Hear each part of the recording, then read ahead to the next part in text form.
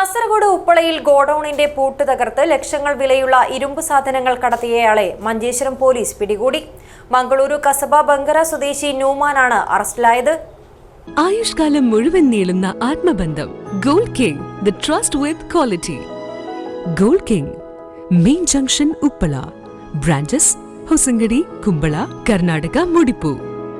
ഉപ്പളയിലെ White Mart എന്ന സ്ഥാപനത്തിന്റെ ഗോഡൌണിൽ നിന്നും ഇരുമ്പ് റാഡുകളും പൈപ്പുകളും പിക്കപ്പ് വാനിൽ കടത്തിക്കൊണ്ടുപോയ സംഭവത്തിലാണ് ന്യൂമാനെ പോലീസ് അറസ്റ്റ് ചെയ്തത്. പോലീസ് നടത്തിയ അന്വേഷണത്തിൽ മംഗളൂരുവിലെ ഒരു കടയിൽ ഇവ വിൽപ്പന നടത്തിയതായി കണ്ടെത്തുകയും തുടർന്ന് നടത്തിയ അന്വേഷണത്തിൽ ഇയാളെ കൈയോടെ പിടികൂടുകയുമായിരുന്നു.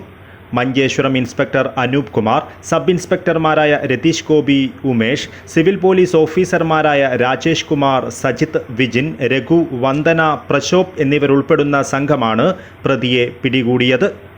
News bureau, Kasaragod.